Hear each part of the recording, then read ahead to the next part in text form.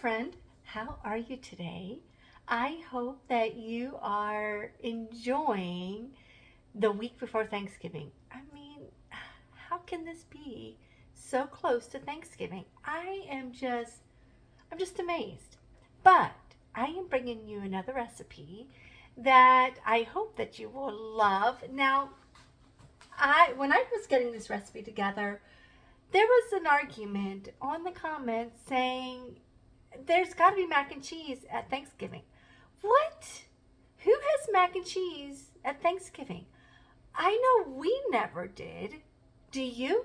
Do you make mac and people were saying that it's the biggest side dish for your Thanksgiving what? I always thought it was like mashed potatoes or sweet potatoes, green beans, like a green bean casserole, stuffing, turkey. That sounds like the traditional thing, right? Well, according to these people, they thought that macaroni and cheese was the number one side dish. What? That was new to me. So I would like to know, do you serve mac and cheese as a side at your Thanksgiving dinner?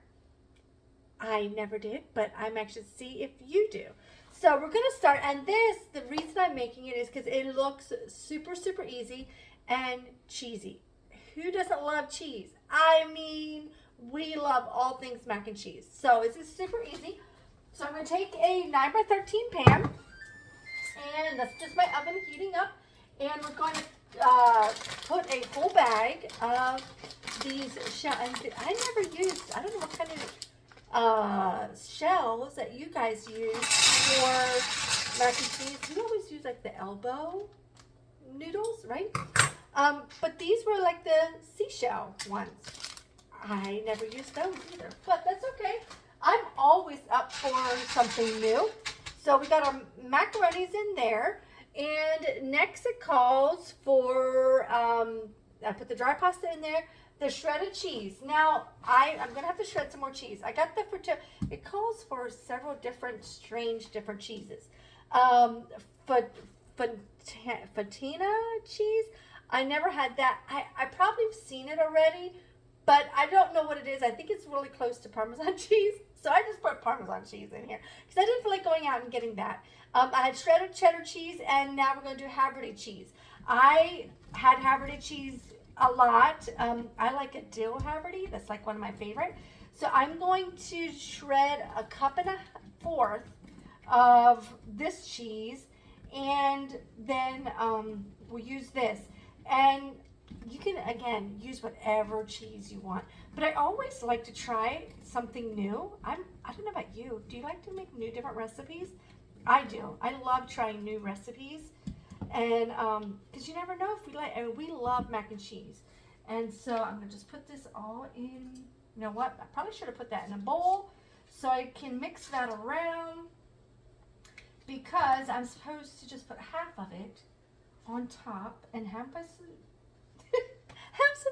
to do half of it when it's like layered. So we're going to do this. We're going to mix it all up, and then we're supposed to put half of it on now and then bake it and then put the rest of it on later. So let's do this. Mix this all up, and so then we're going to bring our pan back over here, and we're going to layer this cheese. And I don't know if you can do mozzarella cheese. Mozzarella cheese is really stringy. But anyway, we're going to put some of this on there, and I'm going to keep the rest of this for later. And then it calls for 3 cups of whole milk, which I got my whole milk right here.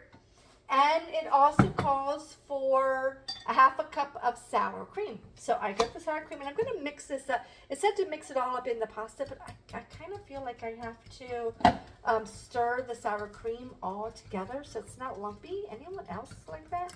I just wanted to stir this all together before I pour it. And I love the little mini whipper for that. This is on special this month when your orders are over $80. So we're going to pour this over top of all of the pasta. I mean, how much easier can that be? And over Thanksgiving, we need easy things. And if I'm the only one, right? And if you probably can make, and then it calls for a half a cup of water. You can probably make this ahead of time. So all you have to do is reheat it Thanksgiving Day, because sometimes people have a hard time with their ovens. So if that is you, then that's what you do. So we got the milk, sour cream, mustard, cayenne, and a third. Well, it's silly. I probably was supposed to mix the mustard, and oh well, we'll sprinkle it on top. It calls for a fourth a teaspoon ground mustard. It's okay to sprinkle on the top, right? And I am using my Pampered Chef seasoning very sparingly because, well, they don't make it anymore. So, and I know I could have used another dry mustard, but I'm just going to kind of press this down in there. I love our dry mustard rub. I didn't quite get it all over here. I'm just going to put a little bit more in there. I don't think it's going to hurt. There we go. And then it calls for some cayenne pepper. Do not do what I just did. I did not put it in where to mix it up and then pour it on. Anyway, I just sprinkled a little bit of cayenne pepper over top. It was supposed to be a fourth a teaspoon. I think I got about a fourth a teaspoon on top of there. And now we're going to put this in the oven to bake. All right, and it's supposed to bake for 375 for 25 minutes. So we'll put that in there a while. And now we're going to take our Ritz crackers. We need a cup and a half. Yes, a cup and a half of Ritz crackers crushed. So I don't know about you, but I love Ritz crackers more than saltine crackers in a dish. So I will often just do a bunch of Ritz crackers ahead of time, and I have a Tupperware container that I stick that in, so it makes it easier, but it was empty. So obviously I need to do more of the Ritz crackers. And so now I'm just going to use our meat tenderizer, take all the air out of the bag, and I'm going to crush these because it doesn't take much. You can do a food processor if you have one, or if you have something else, you can always chop it or just crush it with a rolling pin. But I will just do like this, and now I'm going to take this measuring cup again and 1.5 cups. And again, I just often eyeball it.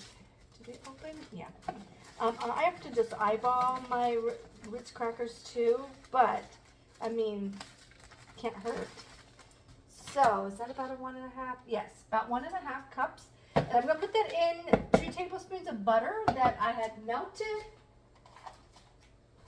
And we'll stir that together, and then we're supposed to put a half a teaspoon of onion powder, garlic powder, and a fourth a teaspoon of paprika. So the garlic powder, the topping, don't skip the topping because that is where all the flavor is. I love the toppings on the burnt part, or the crispy stuff is always my favorite. And this is already, what goodness with the cracker crumbs and butter. You can't go wrong with that. And a fourth a teaspoon of paprika. And that's it. Super easy. And I'm sure it's, I forgot. I forgot one important ingredient in my, oh my goodness. I had it right here too. You guys, I had it right here. I'm supposed to put some brie in there too. So this is the cracker crumbs. That you can set that to the side, but I had the brie all right here, all ready to go. You were supposed to take the rind off of the brie and cube that into squares, so we're going to do that. And then we're supposed to put that throughout them. How could I forget this most important ingredient? I was so excited. I don't know that I've ever put brie in my mac and cheese, but why not? It is so, brie is like one of my favorites. And this brie from Aldi is one of my favorites. There's several that are really salty, and I don't like those kind. But this one, it was in a white wrapping, and it is literally my favorite. So all I'm going to do is stick this brie in the milk all over the pan, and then we'll put it back in the oven. How about it? And the brie, I'm sure, is going to add a real creaminess to it, which who doesn't love mac and cheese like that? So it's like 4 different cheeses for this mac and cheese. And I know my children are not going to be disappointed, put it that way, because we love mac and cheese. I just don't make it very often because, well, you know, the nutritional factor is not really there. But anyway, that's okay. It's Thanksgiving. You can have what you want. So we got our cracker crumbs we're going to put on the top. That's supposed to bake for 25 minutes. And so when that is done, I'm going to put the cracker crumbs on top and then bake it for another 15 minutes and put the rest of the cheese on the top and then the cracker crumbs on top of that. I mean, sounds heavenly, doesn't it? So go and make it. I will post the recipe.